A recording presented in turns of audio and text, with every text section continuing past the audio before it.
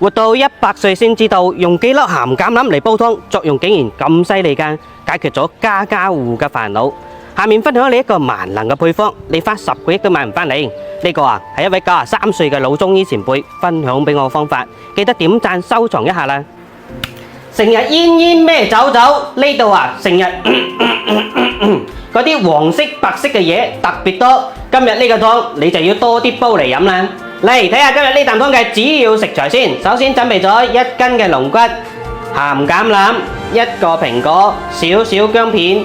我用嘅呢係呢種鹹橄欖啊，呢個先至係呢啖湯嘅靈魂所在啊。每次煲湯呢，拎出佢2-3粒，一罐夠用成年噶啦。拎出佢2-3粒，然後清洗乾淨，咁樣先至唔會鹹啊。然後大力拍扁，咁樣煲湯先至入味啊。呢個鹹橄欖對呢度好有幫助作用噶。然後將蘋果切塊。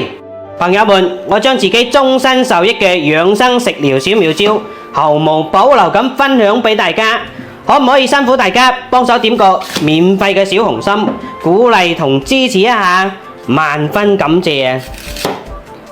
加入焯過水嘅排骨、蘋果、鹹橄欖、少少薑片，有條件嘅可以多加啲清水啊！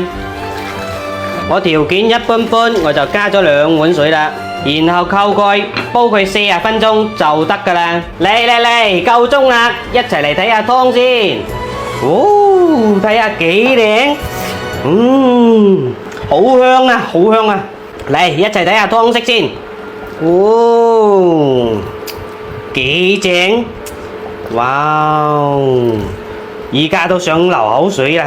你睇下啲湯色幾純白，都係嗰啲排骨、蘋果熬出嚟嘅靚湯嚟嘅，蘋果都煮到軟爛熟透，證明呢個湯已經 OK 噶啦。呢個蘋果都係滑雪雪嘅，入邊仲有少少嘅蘋果味，都係超級正嘅。記得一定要食咗佢啦，好似燉糖水咁超級正嘅。哇！啲橄欖香味已經燉晒出嚟啦，從呢個香味就可以聞得到，特別靚啊！啲湯色幾靚啊！嚟，整翻碗試下先。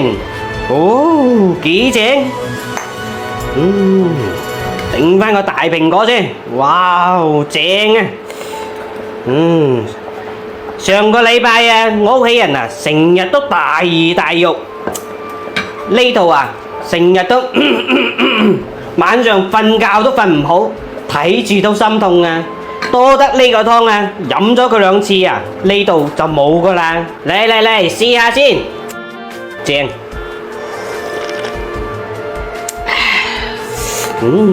可以。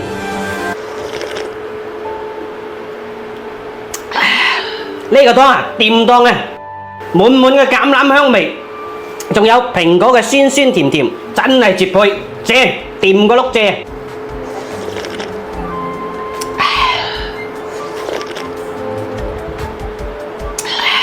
呢個湯最重要嘅一點就係佢生真，讓你飲完又想飲，欲罷不能啊！呢度唔舒服建議你試一試啊！有需要嘅點讚收藏一下，轉發俾你嘅屋企人試一試啊！